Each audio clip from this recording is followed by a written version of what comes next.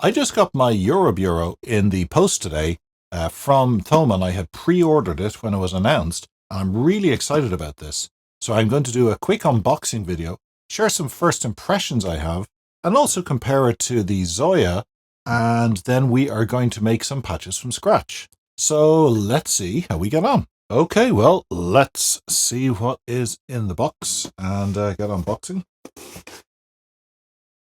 Okay, it includes the Zoya manual. It kind of makes sense because, after all, the Eurobureau and the Zoya are basically the same pedal with just some additional features in the Eurobureau. But it does have a little bit of an additional helpful guide here with some tips and tricks to go look at. Okay, so then it has a little addendum manual, which is Eurobureau specific. Then we get the power, as usual. And you're going to need these. These are little MIDI TRS to DIN5 adapters. They will be very useful when you actually want to hook your Eurobureau up to something to send or receive, or both, with MIDI. And here we are. My word, it is big. It is a lot bigger.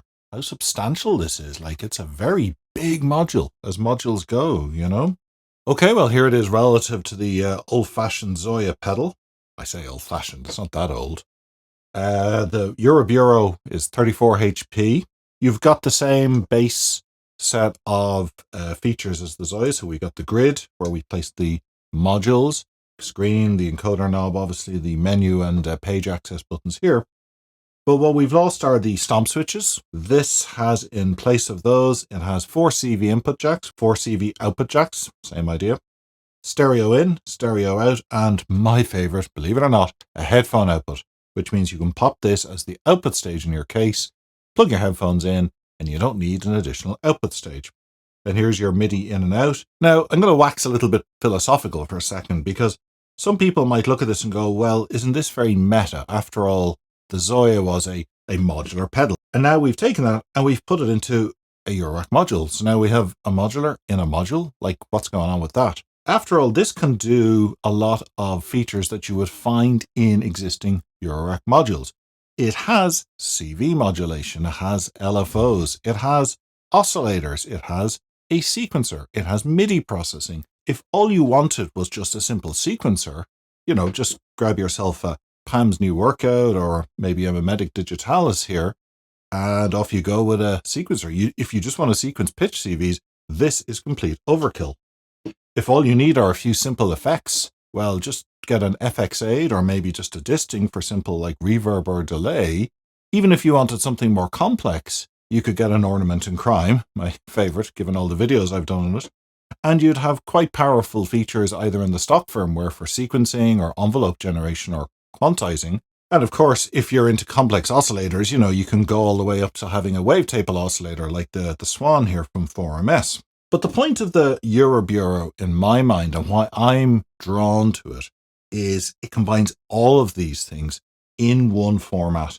I think it would really suit someone who's already familiar with the basics of modular synthesis, who has spent some time understanding what that looks like, and then is looking to kind of compress down a small setup. With the philosophy discussion out of the way, let's get this into a case and start patching it up and seeing what it can do. For the first example patch I'm going to show, we're just going to take the output of Mutable Plats and we are going to send it through an existing patch, one of my favorites, Ambient Glitch it's called. I'll include a link to it down below. It's available on Patch Storage. It creates a lovely kind of glitching, looping sound on top of whatever audio you send in. I'm just going to patch in the output and auxiliary output into here.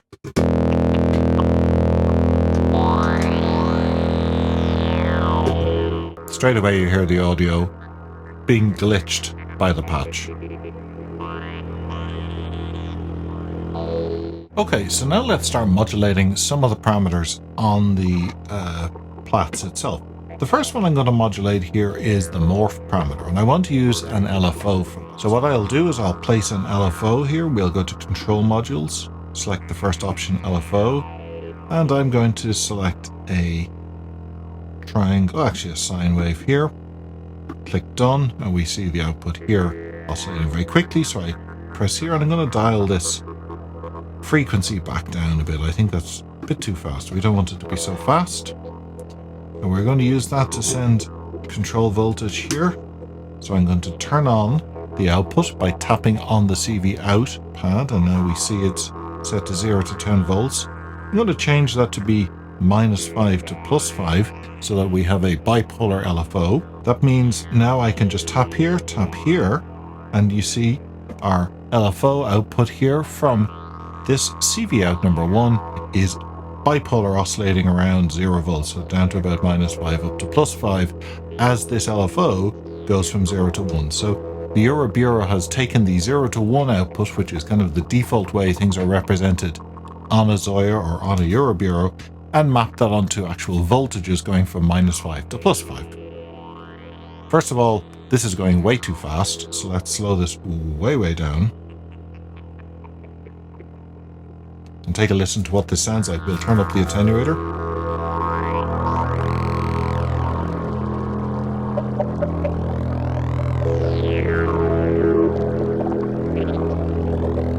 We'll put a second LFO here, control volt module, and we will use a random LFO this time. So we're going to randomize the output. It's jumping around, you see. Again, we'll turn on our CV output and set the output range to -5 to +5. Patch CV output 2 into our harmonics.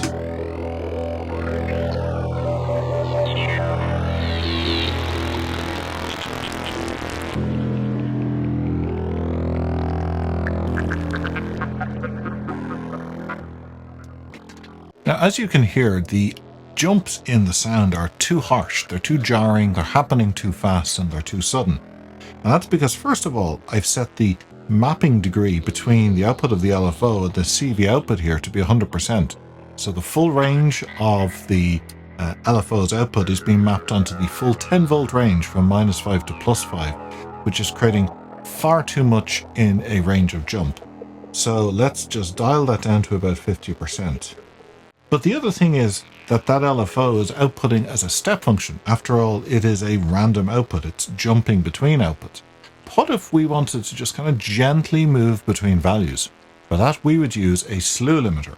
So let's put a slew module in place here using control modules. We'll place the output of the LFO into the input of the slew limiter. And now you see that output there is moving much more gently between output ranges. We'll just delete this connection here by pressing Shift Delete and connect the output of the slew limiter to the input here. And now we see our movement is much smoother. Might just increase the slew rate so it's a bit slower. 2 seconds feels a bit better.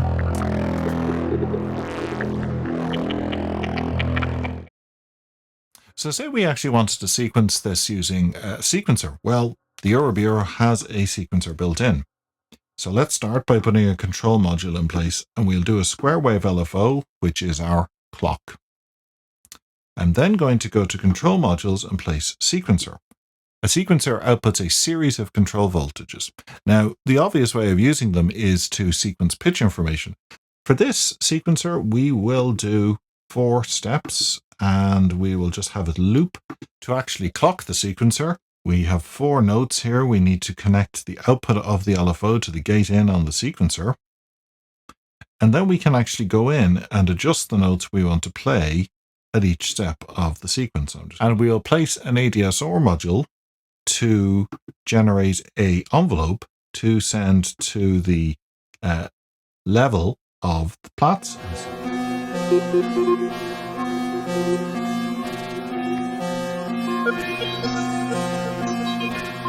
For this second patch, I'm going to show how we can use control voltage or CV input into the CV in ports to control different parameters on a patch that you're running on the Eurobureau. For this example, I'm going to use the Tesseract Sweet 16. It's a set of 16 faders that send values, but really we're only going to use the first 4 here. I'll start by putting just a control module LFO, which is square, and that's going to be our main clock.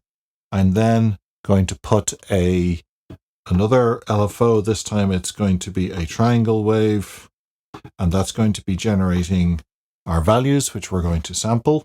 I'm then going to put a sample and hold module here. Using control module, scroll down to sample and hold. And we can just leave those as default parameters. I'll connect the input of the sample and hold to the output of that triangle LFO. And I'll collect the clock output to the trigger of the sample and hold. Next, we want to quantize the output of the sample and hold. So I'm going to put a quantizer in place. The input will come from the output of the sample and hold. And we're just going to set the scale of the quantizer, and on that scale option there, key of A. No, we'll set it to major scale. So we'll go to control modules again, and we are going to drop an ADSR in place. All of that's fine. The ADSR is going to be triggered by the clock again, so that's triggering the output of an envelope here. I'll just trim the envelope down to make it a little bit punchier. And we're going to put all that under CV control in a second. Let's put a sound source in place. We're going to put an oscillator. So we go up to audio modules, scroll right back up to the top. Sine wave oscillator is fine. So here's the output of the sine wave oscillator. We want to take the quantizer output, patch that into the oscillator frequency. And you can see straight away it's way off the scale. It's jumping all over the place. So we are going to adjust the level of that patch. So this is a way to have like a pseudo VCA. We'll maybe just put it to 15% to really reduce the range of values coming out of the oscillator, and then we will just pitch up the oscillator a bit so that we'll be able to hear it.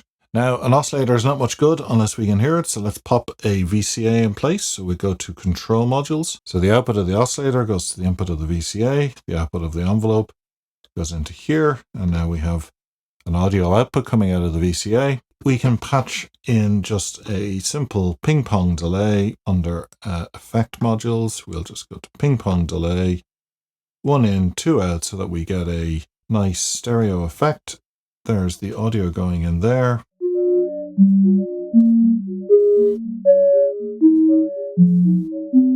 Now let's actually patch some CV control voltage. And the first thing we'll do is we'll adjust the tempo. It's a little bit slow. So I'm just going to patch the output here of fader 1 to CVN1. I'm going to take CVN1 and patch it to the LFO control CV. And now we'll just turn the patch back on.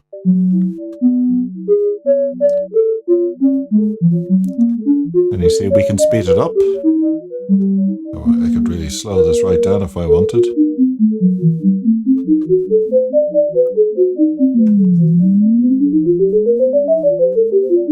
Let's control the envelope depth of the attack and the release. We can patch the CV to fader output number 2. And in this particular case, what I want to do is patch the attack time and the release time to the output of CV2. So that's patching there. And I'm just going to trim the amount that I'm adjusting it by because I don't want it to be too extreme. And now if I slide up fader 2, you can hear the attack and release are much longer, and now they're much shorter. Let's find something else to patch a control voltage to. So we can change, for example, the feedback level. Let's patch CV3 to the delay feedback level. And finally, let's patch CV4 into the mix level so we control the mix amount of the patch. I'll turn on the patch.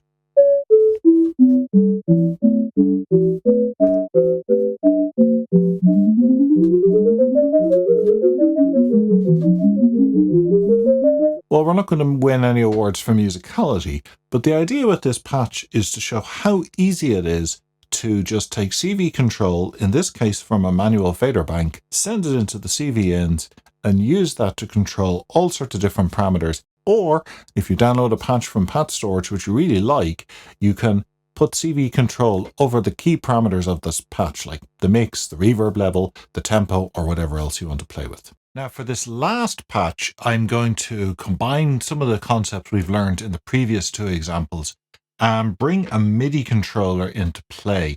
Now in this example, I'm going to use my Fader Fox EC4. It's nice and compact, but it gets the basic principle across. What we're going to look at is 2 things that you can do with the Aura Bureau.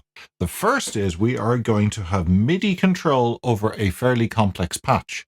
The MIDI control of a patch, especially one that's complex and has many moving parts to it, gives you a much greater degree of playability on elements of the patch. You can actually build them, you can layer them. So we're going to look at using the MIDI controller for that. Now, if you can send MIDI into the Eurobureau, of course, you can send CV out from the MIDI. And it's actually really, really simple to convert MIDI CC messages from a controller into control voltage to send to somewhere else in your patch. Now, the patch I've chosen for this example is called Groundverb. I'm going to include a link to it down below in the description text.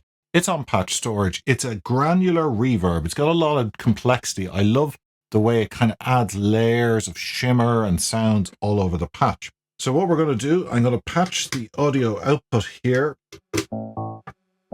into the input jacks here. So hearing the dry signal, I've bypassed the effect of the patch. Now let me just turn the patch on. Now you hear it wet, basically that's the wet signal. Okay, let's take a stab at mapping some of the controls here. First of all, we'll do some MIDI mapping. If you look at the starred parameter list, you can select parameters and star them that are critical to your patch. So as you're going through things like maybe mix or reverb level, those would be critical in the patch. Star them, press star when the parameter's on the screen, and then they show up in this list. And you get to this list just by being in the main kind of patch view. Press shift star, you can see it. Press this again and you can edit that number. But press this shift star again, and now we can see how to MIDI map MIDI control codes onto those starred parameters. So here I have mapped MIDI CCs 12, 13, 14, and 15 onto the mix, the pitch, the decay, and the output level of this patch. That corresponds to these 4 knobs here, 12, 13, 14, and 15. Now this controller is configured to send on MIDI channel 8. How do I tell the Zoya, listen on MIDI channel 8, otherwise I won't get those CC messages? To do that, I press shift and the gear symbol here, the bottom right pad, to get into my configuration menu. I scroll down here to the starred CC channel. Now there's 2 settings. There's a MIDI channel and a starred CC channel. You want to use the starred CC channel. I set that to 8. The other setting, the MIDI channel, is for actually controlling the Zoya itself, using program change messages, for example, to select patches. And don't forget to press save and exit so it takes effect. Okay, now that we have the setup complete, how do I actually get the CC values and send them to a CV out module? So I've enabled my CV out modules here. They send 0 to 10 volts. Then I press a pad, go to interface modules, choose MIDI CC in, and I'm going to scroll down.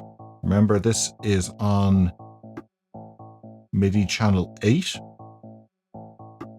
And we're going to use MIDI CC 0. But I will connect that to this guy here. And now this CV out corresponds to MIDI coming from this controller here. This is 0, 1, 2, 3. 0, 1, 2, 3. So I'm going to map this to, say, the sphere navigation here. Remember, we're still on dry mode. You can't hear the patch yet. So I'm turning this knob. You see the value change here on the Fader Fox's screen. See the colors of these LEDs change.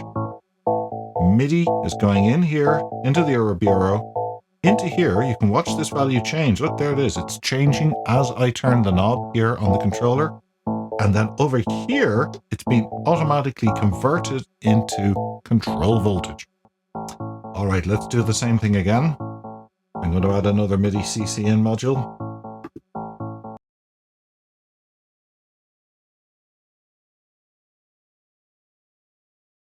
Now that we have the mapping set up here between the CV outs and the actual module, and we've also configured the MIDI, let's turn the patch on.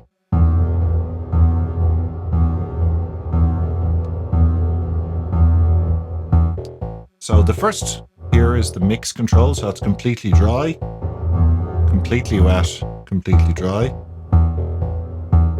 Decay, so we have very long decay tails. very short decay tails. You heard the difference there. This is the output level. The volume goes down, volume goes up. And up here, not too high there.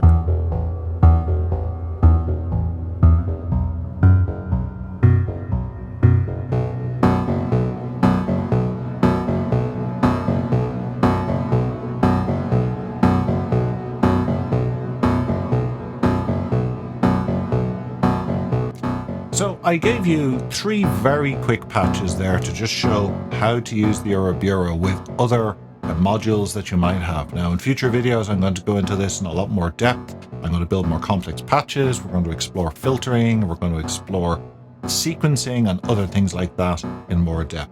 But one thing's for sure, I think this is really going to change how I approach doing modular setups. I now have a very powerful, almost do-it-all module that I'm going to incorporate into some of my smaller cases, and I'm really looking forward to doing more with this. I hope you found this video useful, but as always, please leave me comments and suggestions down below in the comments section. I love reading them, I love getting your questions and comments, they give me great ideas for future videos. And don't forget, if you want to get more videos from me, hit subscribe so you can get the latest videos that I make. Thanks for watching.